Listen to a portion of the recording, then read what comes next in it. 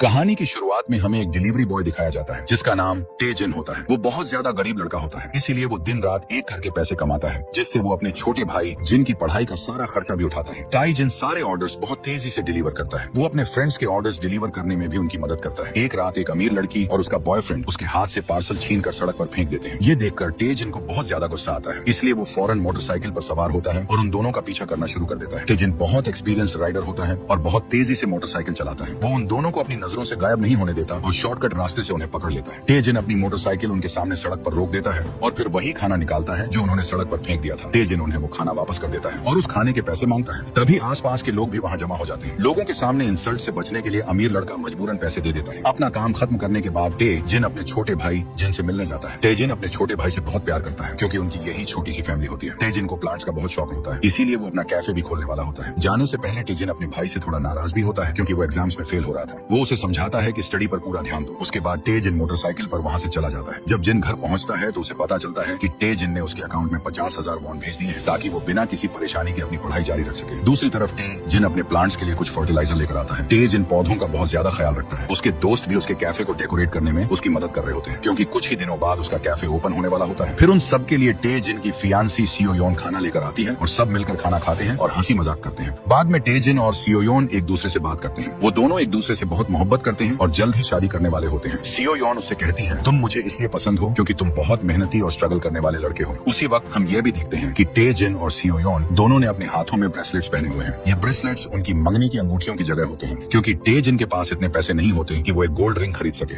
अगली सुबह टे बहुत जल्दी उठता है और पूरे दिन के लिए अपना खाना तैयार करता है। उसके बाद वो काम पर चला जाता है और ऑर्डर्स डिलीवर करने लगता है। टेजिन बिल्कुल नहीं जानता था कि आज के दिन का हर सेकंड पहले ही किसी ने प्लान कर रखा है। दरअसल किसी ने उसकी जिंदगी बर्बाद करने की एक बहुत बड़ी साजिश कर रखी थी, जिसके बारे में आगे जाकर पता चलेगा। पार्सल डिलीवर करने के बाद जैसे ही वो वापस जाने के लिए मुड़ता है, उसी वक्त लिफ्ट ऊपर चली जाती है, इसलिए उसे सीढ़ियों से नीचे आना पड़ता है। तभी उसकी नजर एक प्लांट पर पड़ती है जो प्रॉपर केयर न मिलने की वजह से खराब हो रहा होता है। टेजिन उन प्लांट्स को धूप से हटाकर एक बेहतर जगह पर रख देता है। फिर वो पेपर पर ऑनर के लिए एक एडवाइस लिख देता है ताकि वो उनकी प्रॉपर केयर कर सके। मगर टेजिन नहीं जानता था कि यह उसकी जिंदगी की सबसे बड़ी गलती बनने वाली है। फिर एक बूढ़ी औरत टाइजिन से मदद मांगती है कि वो उसका बैग दूसरी तरफ ले जाए। टाई दिल का बहुत अच्छा इंसान होता है, इसलिए वो उसकी मदद कर देता है। लेकिन टाइजिन को जरा भी अंदाजा नहीं होता कि इस बैग के अंदर क्या है। रात के वक्त वो एक शॉप से खाना लेता है और बाहर आकर खाने लगता है। तभी उसे अपने पास फोन की रिंगटोन सुनाई देती है। पहले तो टे थोड़ा घबरा जाता है, फिर वो बिना सोचे फोन उठाता है और कॉल रिसीव करता है। एक लड़की उससे बात करती है और कहती है कि यह फोन उसका है। वो टे से रिक्वेस्ट करती है कि वो फोन उसके एड्रेस पर पहुंचा दे। पहले तो टेजिन साफ साफ इनकार कर देता है, मगर जब वो लड़की उसे 3 लाख वॉन ऑफर करती है तो टे भी लालच में आ जाता है और उसका फोन डिलीवर करने के लिए मान जाता है। लड़की से एड्रेस लेने के बाद टे अपनी मोटरसाइकिल स्टार्ट करता है और उस जगह की तरफ जाने लगता है। जब वो उस एड्रेस पर पहुंचता है तो वहाँ एक टनल होती है। टेजिन को बहुत अजीब महसूस होता है। तभी उस लड़की का फोन दोबारा आता है। वो लड़की उसे कहती है कि सामने जो टनल है उसके अंदर इमरजेंसी फोन बॉक्स है, वहीं पर फोन रख देना और तुम्हारी पेमेंट भी वहीं पर है। टेजिन उसके घर जाकर मोबाइल देना चाहता था, मगर वो लड़की उसे अपने घर का एड्रेस नहीं बताती। पैसों के लालच की वजह से टेजिन उस टनल के अंदर चला जाता है। वो उस फोन बॉक्स के अंदर मोबाइल रख देता है और 3 लाख वॉन उठा लेता है। लेकिन जैसे ही वो वहाँ से जाने लगता है, अचानक एक ट्रक उसकी तरफ हाई बीम लाइट्स करता है। टेजिन को समझ नहीं आता कि ऐसा क्यों किया जा रहा है। अगले दिन टाइजिन बहुत ज्यादा खुश होता है क्योंकि उसने सिर्फ एक मोबाइल डिलीवर करके 3 लाख वॉन कमा लिए थे। कुछ देर बाद उसका भाई भी आ जाता है और दोनों मिलकर ब्रेकफास्ट करते हैं। दोपहर के वक्त जब टेजिन अकेला होता है और तेज बारिश हो रही होती है, उसी लम्हे अचानक पुलिस उसके घर का दरवाजा तोड़कर अंदर घुस जाती है। टे उनसे बचकर भागने की पूरी कोशिश करता है, लेकिन पुलिस वाले उसे जमीन पर गिरा देते हैं और उसे गिरफ्तार कर लिया जाता है। पुलिस स्टेशन पहुंचते ही टेजिन को बहुत सारे जर्नलिस्ट घेर लेते हैं। सब उससे कत्ल के बारे में सवाल कर रहे होते हैं जो उसने किया ही नहीं होता। ये न्यूज पूरे कंट्री में आग की तरह फैल जाती है। सब लोग यही समझ रहे होते हैं कि असली कातिल टेजिन है और उसे सजा मिलनी चाहिए। पुलिस स्टेशन के अंदर ऑफिसर्स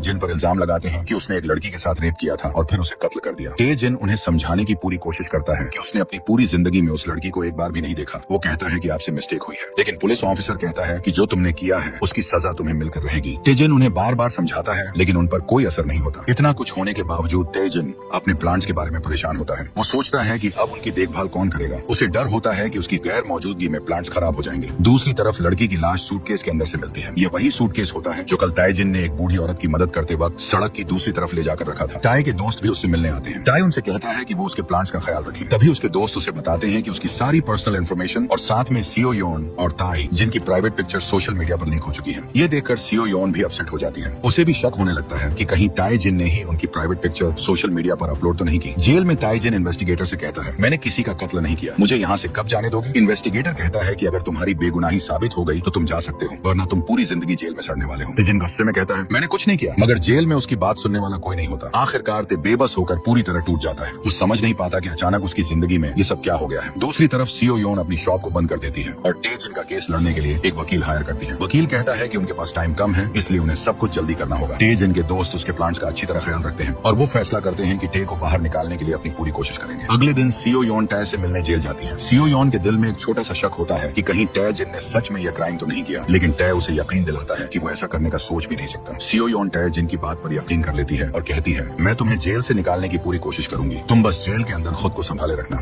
उसके बाद सीओ योन जिन और टे जिन के दोस्त दोबारा वकील को बुलाते हैं। वकील उन्हें बताता है कि अगर तुम टे को बचाना चाहते हो तो हमें यह साबित करना होगा कि जिस वक्त वो लड़की कत्ल हुई थी उस वक्त टे जिन डिलीवरी के काम करने में बिजी था। इसलिए वकील कहता है कि पिछले 2 दिनों में टे ने जो कुछ भी किया उसकी एक बहुत डिटेल्ड टाइमलाइन तैयार करनी होगी। सभी को यह आइडिया बहुत ज्यादा पसंद आता है। ये काम इतना मुश्किल भी नहीं था क्योंकि टे अपनी डिलीवरी की हर रिसीट संभाल कर रखता था। सीओ योन टे जिन का भाई और उसके दोस्त फैसला करते हैं कि वो सब मिलकर टे को बेकसूर साबित करेंगे। सीओ योन टे जिन से पिछले 2 दिनों के बारे में हर छोटी से छोटी बात पूछती है ताकि उसकी कंप्लीट टाइमलाइन तैयार की जा सके। फिर वो टे जिन की तमाम डिलीवरी रिसीट्स जमा करते हैं। वो सब उन तमाम एड्रेसेस पर जाना शुरू कर देते हैं जहां टे जिन ने उन 2 दिनों के दौरान ऑर्डर्स डिलीवर किए ताकि यह साबित किया जा सके कि टे किस वक्त कहां गया था। सब लोग जानते थे कि टे जिन एक अच्छा और शरीफ इंसान था, इसलिए उसे जानने वाले सभी लोग उसकी मदद करते हैं। कुछ टाइम की डिटेल्स उन्हें नहीं मिल पाती, इसलिए वो टे जिन से दोबारा मिलते हैं। टे जिन उन्हें याद करके बताता है कि उस वक्त वो कहां पर गया था। वो सर्विलांस कैमरों से भी फुटेज निकलवा लेते हैं जिससे टे जिन की हर मूवमेंट को साबित किया जा सकता था। आखिरकार वो उसके पिछले 2 दिनों की एक बहुत डिटेल्ड टाइमलाइन तैयार कर लेते हैं। वकील को भी यकीन नहीं होता कि उन्होंने इतनी ज्यादा इंफॉर्मेशन कैसे जमा की है। ये टाइमलाइन साफ तौर पर साबित करती थी कि टे जिन एक पल के लिए भी नहीं रुकता था। वो अपना हर सेकंड काम में इस्तेमाल करता था, इसलिए उसके पास कोई भी क्राइम करने का बिल्कुल वक्त नहीं होता था। वकील उन्हें बताता है कि इस डिटेल्ड टाइमलाइन की वजह से हम आसानी से ये केस जीत जाएंगे। ये सुनकर सब लोग बहुत खुश हो जाते हैं और उन्हें लगता है कि अब टे जिन बहुत जल्द बाहर आ जाएगा। सीओ योन ये टाइमलाइन देखकर खुद भी हैरान होती है कि टे जिन दिन रात मेहनत करके पैसे कमाता था। आखिरकार कोर्ट हियरिंग का दिन आ जाता है। जिन और सीओ योन ताई जिन को यकीन दिलाते हैं कि तुम्हें कुछ नहीं होगा। वकील कोर्ट के सामने ताई जिन की गिरफ्तारी से पहले के 2 दिनों की कंप्लीट टाइमलाइन सामने लाता है। वो जज को समझाता है कि टे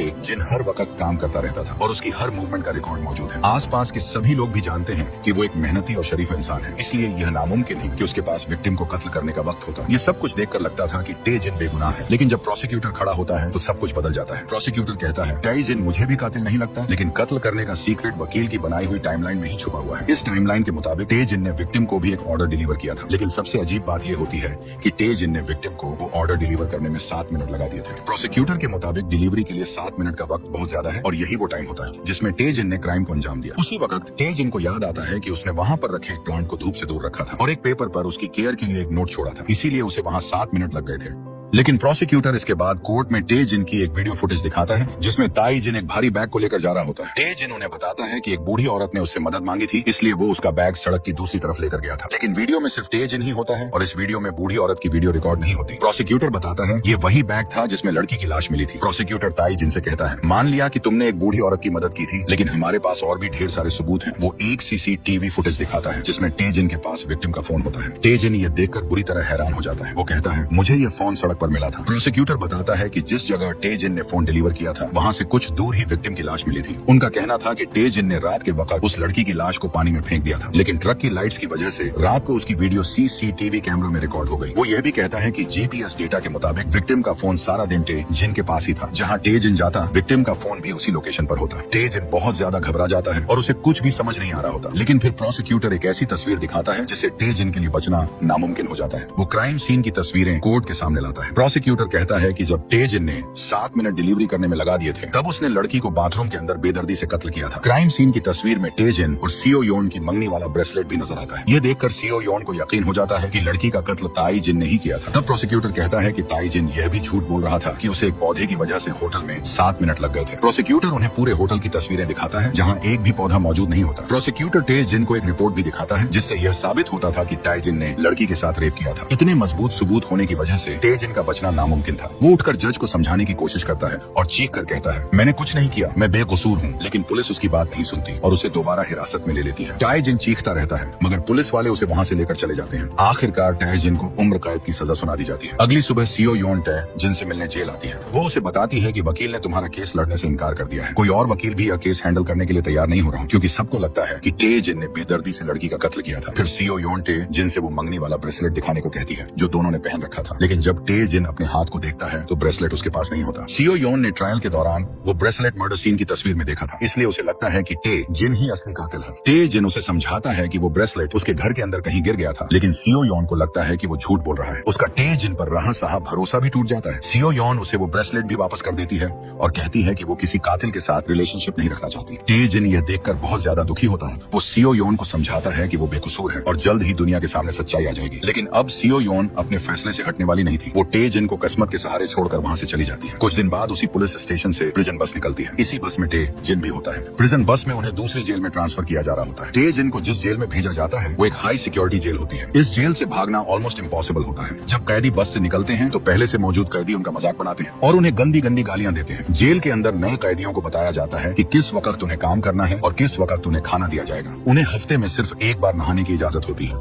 फिर उनकी बहुत सख्ती से इंस्पेक्शन की जाती है, जिसके बाद उन्हें एक नई आइडेंटिटी मिल जाती है। अब ताई जिन को ऑफिशियली कातिल बना दिया जाता है। अगली सुबह एक वकील ताई जिन से मिलता है जिसका नाम किम होता है। किम ताई जिन से कहता है, मैंने तुम्हारी पूरी केस फाइल देखी है। मुझे लगता है तुम्हारे साथ गलत हुआ है। मैं कोर्ट के फैसले को ठीक नहीं मानता। मुझे ऐसा लगता है जैसे किसी ने जानबूझकर तुम्हें इस झूठे केस में फंसाया है। ताई जिन कहता है, मेरी बातों पर कोई यकीन नहीं करता। मुझे मेरे अपने भी छोड़कर चले गए और उन्हें भी लगता है कि मैं कातिल हूँ। किम उसे तसल्ली देता है और कहता है, मुझे तुम्हारी हर बात पर भरोसा है। फिर किम अपनी नोटबुक और मोबाइल निकालता है और सब कुछ रिकॉर्ड करने लगता है। किम उससे कहता है, तुम अच्छी तरह सोचो और कोई भी ऐसी चीज याद करने की कोशिश करो जो मेरी मदद कर सके, जिससे मैं दोबारा केस ओपन कर सकूं। तेजिन को एक बात परेशान कर रही होती है कि क्राइम सीन पर जो ब्रेसलेट मिला था वो उसका नहीं था, वो किसी और का ब्रेसलेट था। तभी तेजिन को याद आता है कि उसका ब्रेसलेट उसके भाई के रूम में गिर गया था। किम कहता है, मैं अच्छी तरह इन्वेस्टिगेशन करूंगा और इस छोटे से क्लू से दोबारा केस ओपन करूंगा। किम ताई जिन से उसके घर का एड्रेस लेता है और ताई जिन को समझाता है कि हमारे दरमियान हुई बात किसी को भी मत बताना। किम की वजह से तेजिन को थोड़ी उम्मीद मिलती है कि शायद वो उसे बेकसूर साबित कर सकेगा। जाने से पहले किम उसे अपना कार्ड भी देता है। जब तेजिन अपने सेल में जा रहा होता है उसी वक्त कुछ कैदी उसे पकड़ लेते हैं। ताई जिन गार्ड से मदद मांगता है, मगर वो ताई जिन की बात को नजरअंदाज कर देता है क्योंकि यह इस जेल के सबसे बड़े गैंग और ताकतवर लीडर के आदमी होते हैं। इस लीडर का नाम द्योक्सु होता है। गार्ड्स भी उसके साथ मिले हुए होते हैं क्योंकि द्योक्सु उन्हें पैसे देता है। बाकी कैदी उसे जेल का मैनेजर कहते हैं। वो जेल को अपना घर समझता है और तमाम कैदियों से पैसे लेता है। जो कैदी उसे पैसे नहीं देता वो उसकी हालत खराब कर देता है। वो टे जिन को जबरदस्ती द्योक्सु के पास ले जाते हैं। द्योक्सु के सामने टे जिन को घुटनों के बल बिठाया जाता है। द्योक्सु उससे पूछता है, तुम्हें कितने साल की सजा हुई है? तेजिन खामोश रहता है और कोई जवाब नहीं देता। वो वहाँ से भागने की कोशिश करता है, लेकिन द्योक्सु के आदमी उसे पकड़ लेते हैं और जमीन पर लिटा देते हैं। तब द्योक्सु कहता है, जेल में कैदी आता तो अपनी मर्जी से है, लेकिन जिंदा मेरी मर्जी से जाता है। द्योक्सु आगे कहता है, अगर तुमने मेरे सवाल का जवाब न दिया तो मैं तुम्हारे दोनों हाथ काट दूंगा। तेजिन बहुत ज्यादा डर जाता है। वो उसके सवाल का जवाब देता है कि मुझे उम्र कैद की सजा सुनाई गई है।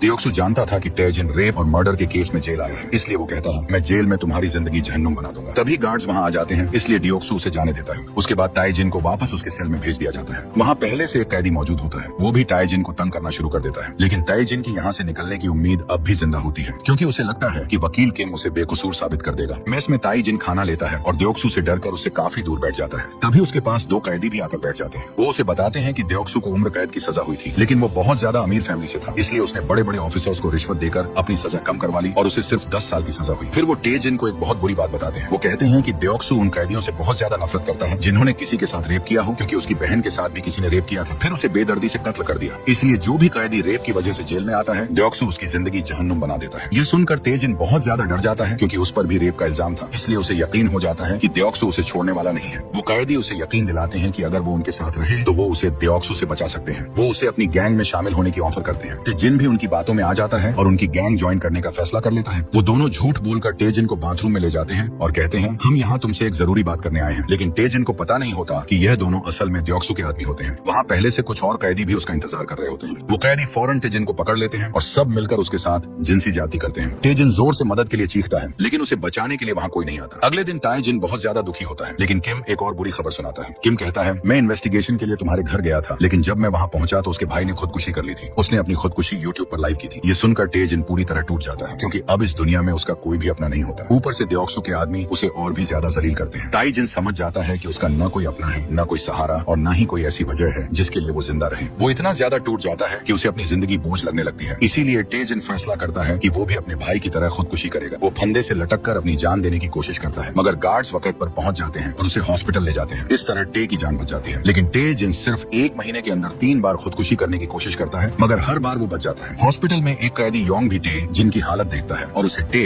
जिन पर बहुत ज्यादा तरस आता है। डॉक्टर्स टे जिन को सेडेटिव का इंजेक्शन देते हैं क्योंकि वो पूरी तरह मेंटली और इमोशनली टूट चुका होता है। इसी तरह दिन गुजरते रहते हैं और टे जिन को जेल के अंदर 1 साल कंप्लीट हो जाता है। टे जिन का का कई महीनों तक इलाज चलता रहता है। टाइजिन के दोस्त हर महीने उससे मिलने आते हैं, लेकिन टाइजिन किसी से नहीं मिलता। जब ईस्टर संडे आता है तो उस वक्त तक टाइजिन की हालत कुछ बेहतर हो चुकी होती है, इसलिए वो एक चर्च में जाता है। योंग भी चर्च में ऑल्टर सर्वर होता है। वो टेजिन को देख लेता है। जब सब कैदी चले जाते हैं तो योंग टेजिन के पास जाता है और उसे एक केक देता है। योंग उससे बात करने की कोशिश करता है और उसे समझाता है कि वो खुद पर कंट्रोल करना सीखे। अब उसे समझ जाना चाहिए कि जेल ही उसका घर है। तभी टेजिन की नजर योंग के हाथ पर बने हुए कुछ निशान पर पड़ती है। टेजिन फौरन समझ जाता है कि योंग ने भी खुदकुशी करने की कोशिश की थी। योंग टेजिन से कहता है, मुझे पता है तुम अपनी जान देने की कोशिश कर रहे हो। फिर योंग अपने बारे में बताता है, मैं पिछले 15 साल से इस चर्च में सर्विस कर रहा हूँ, लेकिन इतने साल रहने के बावजूद मेरा यहाँ रहने को जरा भी दिल नहीं करता। मैं भी बिल्कुल तुम्हारी तरह था। जब मैं पहली बार जेल आया था तो मैं बहुत डरा हुआ था और मेरा जिंदा रहने का दिल नहीं करता था, लेकिन फिर भी मैंने खुद को यहाँ एडजस्ट किया। ये जिंदगी बार बार नहीं मिलती। अपना कोई मकसद बनाओ और उसके लिए जिंदा रहो। खुद को किसी न किसी काम में मसरूफ रखो।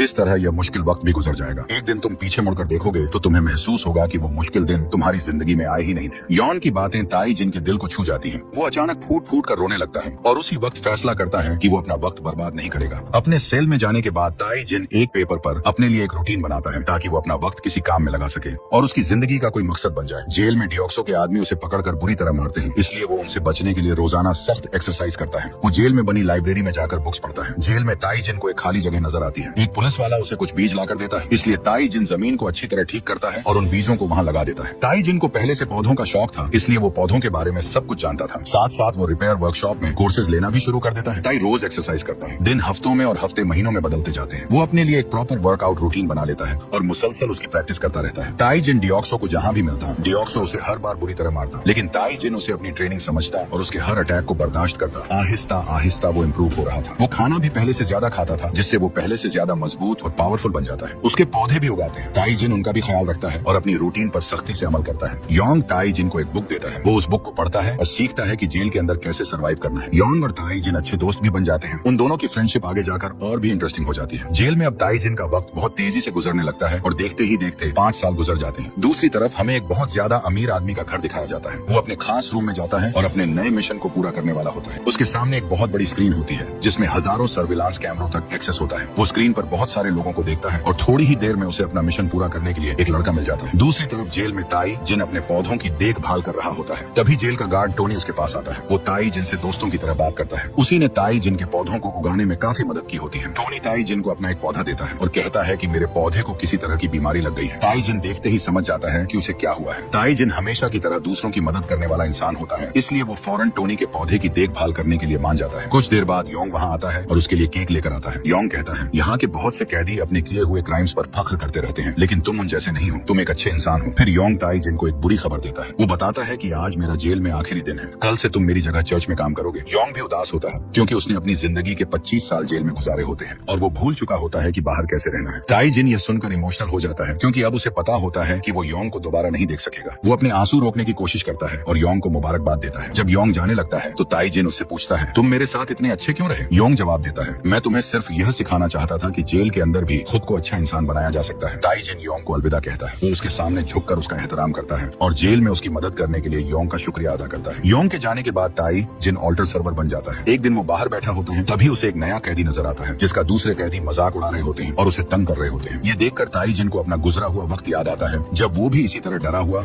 और अकेला था। टोनी इस नए कैदी को चर्च में ताई जिन के पास लेकर आता है। ताई उसके साथ बैठता है और उससे बात करता है। नया कैदी अपना नाम माइलो बताता है। माइलो ताई जिन को बताता है कि वो बेकसूर है। वो अपनी स्टोरी ताई जिन को सुनाता है। एक दिन मुझे सड़क पर एक फोन की रिंगटोन सुनाई दी। मैंने फोन उठाया तो दूसरी तरफ एक लड़की थी। उसने कहा कि अगर मैं उसका फोन वापस कर दूं तो वो मुझे पैसे देगी। ये सुनकर ताई जिन हैरान रह जाता है। वो फौरन समझ जाता है कि उसे भी जानबूझकर किसी ने फंसाया है। मिलो आगे बताता है, मैं उसकी बात मान गया, लेकिन सर्विलांस कैमरों ने मुझे फोन के साथ रिकॉर्ड कर लिया और किसी आदमी ने पहले से मेरे खिलाफ एक मर्डर केस की प्लानिंग की हुई थी। सबसे हैरान करने वाली बात यह थी कि मर्डर वाली जगह पर मेरे फिंगरप्रिंट भी थे, हालांकि मैं उस जगह एक बार भी नहीं गया। ताई यह सुनकर बिल्कुल शॉक में चला जाता है क्योंकि ताई जिन के साथ भी बिल्कुल ऐसा ही मामला हुआ था। फिर मिलो एक जरूरी बात बताता है। वो कहता है, कल सुबह किम नाम का एक वकील मुझसे मिलने आया था और आज फिर वो मुझसे मिलने आया और उसने बताया कि उसकी माँ ने खुदकुशी कर ली है। मिलो बताता है कि वकील भी इस प्लानिंग का हिस्सा है। टेजिन को यकीन हो जाता है कि मिलो बिल्कुल सच कह रहा है। इस वकील ने टेजिन से भी कहा था कि वो उनके दरमियान हुई बात किसी को न बताए। टे वापस अपने सेल में जाता है और पूरी रात सोचता रहता है कि उसका कोई दुश्मन भी नहीं था। फिर उसके खिलाफ किसने यह प्लानिंग की? टे को पूरी रात नींद नहीं आती। जब सुबह होती है तो बाहर से उसे गार्ड्स की आवाजें आती हैं। जब वो बाहर जाकर देखता है तो उसे पता चलता है कि मिलो ने खुदकुशी कर ली है। ये देखकर टेजिन को बहुत ज्यादा गुस्सा आता है। वो फैसला कर लेता है कि जो भी ऐसा प्लानिंग कर रहा है वो उससे बदला लेकर रहेगा। अगले दिन ताईजिन किम से मिलता है। किम ताईजिन से नई इन्फॉर्मेशन लेने आया होता है